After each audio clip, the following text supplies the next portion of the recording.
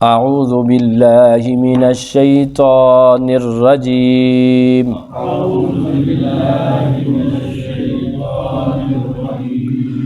بسم اللہ الرحمن الرحیم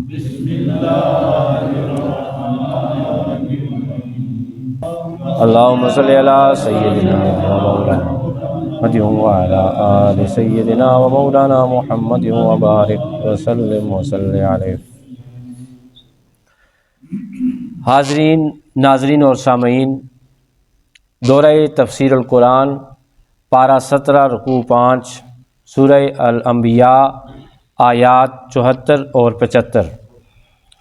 اللہ رب العزت کی بارگاہ میں دعا ہے کہ وہ ہمارا یہ چھوٹا سا عمل اپنی بارگاہ میں قبول فرمائے اور دنیا آخرت میں ہم سب کو قرآن حکیم کا نور عطا فرمائے۔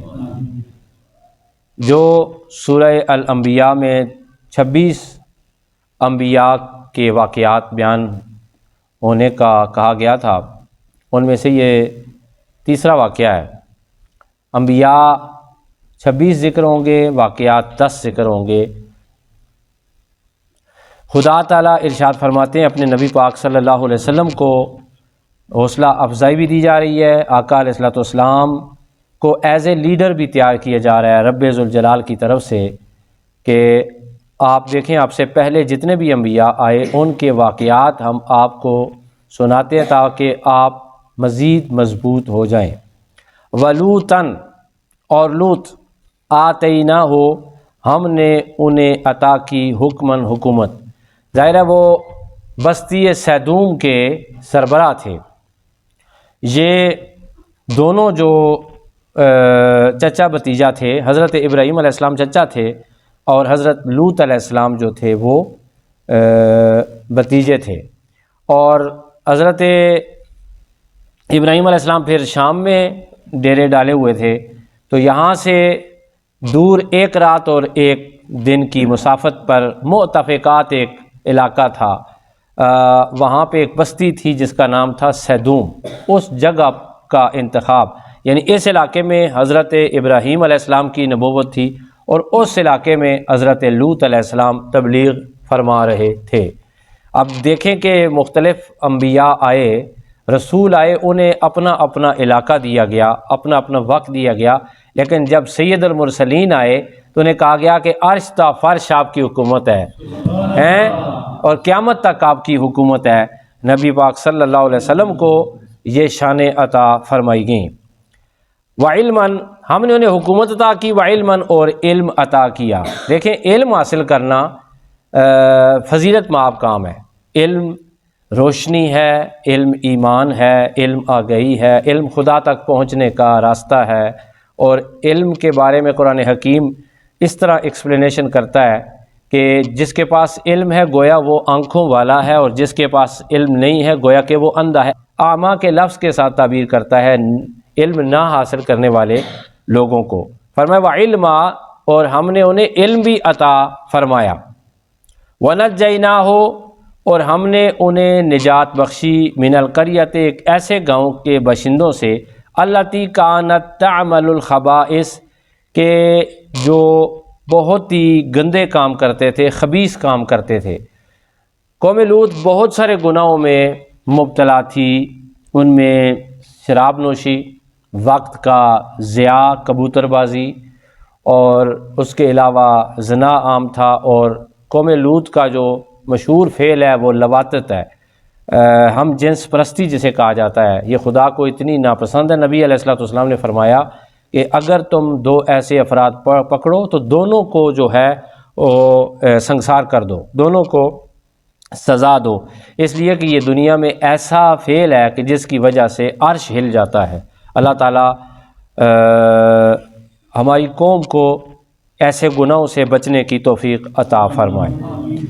اچھا، یہ ایسے لوگ تھے جو کہ بالکل گناہوں میں مصر ہو چکے تھے، گناہ کو گناہ نہیں سمجھتے تھے، کوئی بھی چھوٹا موٹا گناہ ہوتا اس کو گناہ بھی نہیں سمجھتے۔ آج بھی ایسا ہی ہے، آج ہم سر عام جو ہیں وہ گناہ کرتے ہیں۔ ہماری روش یہ ہو گئی ہے کہ اس گناہ کو گناہ بھی سمجھنا چھوڑ دیا ہے، اور یہ بھی بڑی بات ہے کوئی بندہ گناہ کرے اور ڈر جائے کہ میں نے اتنی بڑی غلطی کی ہے، اللہ تعالیٰ مجھے معاف کرے، یہ سمجھے کہ اس کے پاس ایمان ہے، اور اگر ڈر ختم ہو جائے یہ سمجھے اس کے پاس سے ایمان چلا گیا ہے۔ وہ نا انصافی بھی کرتے تھے، یاد رکھیں جب انسان بد کردار ہو جائے، جب لوگ بد کردار ہو جائیں تو پھر اس بد کرداری کی وجہ سے ان لوگوں میں مزید دوسرے غلطیاں، گناہ اور بد خصلتیں بھی پیدا ہو جاتی ہیں۔ بہرحال ان کی ایک منظر اور جھلک ان کی ایک جھلک آپ اس واقعے میں دیکھیں کہ حضرت ابراہیم علیہ السلام نے اپنا ایک بندہ بھیجا کہ جاؤ میرے بھتیجے کا پتہ کر کے آؤ، وہ اس بستی میں رہتا ہے، قوم سیدون بستی میں۔ سیدون کی طرف حضرت ابراہیم علیہ السلام بندہ بھیجا، کس کے لیے؟ اپنے بھتیجا یعنی حضرت لوط علیہ السلام کی خیریت دریافت کرنے کے لیے۔ زہر بھائی، تو یہ بندہ گیا وہاں پہ، اور راستے میں جب وہ سیدون کی بستی میں داخل ہوا تو وہاں پہ ایک سیدونی نے اسے پکڑ لیا۔ اس نے کہا جی میں نبی کا بھیجا ہوا ہوں، میں خیریت دریافت کرنے جا رہا ہوں۔ بہرحال اس نے اس کو کہا نہیں، ایسا نہیں، اس کو مارا جناب، سر میں پتھر، اور اس کا سارا سر کیا کر دیا؟ لہو لہان کر دیا۔ تو اسے گھسیٹتا ہوا عدالت میں چلا گیا، قاضی کے پاس، کہنے لگا کہ میں نے اس کا سر رنگا ہے تو اس سے میرا جو مزدوری بنتی ہے اجرت دلواؤ۔ تو وہ جو جج بیٹھا ہوا تھا، قاضی بیٹھا ہوا تھا، تو وہ بھی ظاہر ان بدماشوں سے ڈرتے ہیں، اس نے جناب ڈر کے فیصلہ لکھا کہ ٹھیک ہے جی، یہ جو بندہ باہر سے آیا ہے یہ سیدونی بندے کی اجرت دے گا، کیونکہ اس نے اس کے سر پہ رنگ کیا ہے، ہو جائے خون آلود تھا اس کا سر، تو اس کی اجرت آپ فوراً ادا کریں ورنہ سزا کے لیے تیار ہو جائیں۔ تو جو حضرت ابراہیم علیہ السلام کا بندہ تھا، اس نے اٹھایا پتھر، بڑا سارا پتھر اٹھا کے اس نے مارا جج کے سر میں، اس کا سر بھی رنگین ہو گیا۔ کہا کہ اب یہ جو اجرت بنتی ہے یہ تو اس کو دے دے، میری طرف سے میں جا رہا ہوں۔ تو وہ بھاگ کے سیدھا واپس آ گیا۔ تو اب یہ حالت تھی اس بستی کی۔ پھر اس بستی پر جو عذاب نازل ہوا، جس کے بارے میں خدا تعالیٰ ارشاد فرماتے ہیں وَنَجَّيْنَاهُ، پھر ہم نے انہیں نجات دی، مِنَ الْقَرْيَةِ، اس گاؤں سے، الَّتِي كَانَتْ تَعْمَلُ الْخَبَائِث، جس کے باشندے برے اور گندے کام کرتے تھے۔ انہم کانوا قوما سوء فاسقین، وہ انتہائی بری اور نافرمان قوم تھی۔ حضرت جبرائیل امی آئے، ان پر بہت سارے عذاب آئے ایک ہی وقت میں۔ فرشتے آئے حضرت لوط علیہ السلام کے پاس، حضرت لوط علیہ السلام نے دعا کی تھی یا اللہ تعالیٰ ان پر اب عذاب نازل فرما۔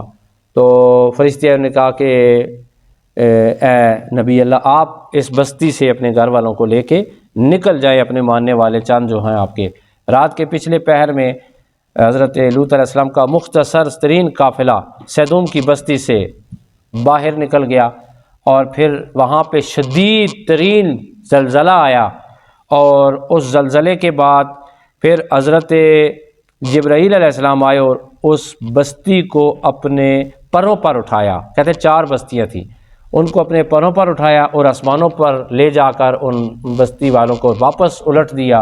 اور جس وقت وہ نیچے آئے، پھر بھی اگر کسی میں جان تھی تو ان پر اینٹوں کی، پکی اینٹوں کی بارش ہوئی، پتھروں کی بارش ان پر کی، اور وہاں ایسے محسوس دھواں ہی دھواں اٹھتا ہوا ہر طرف نظر آ رہا تھا۔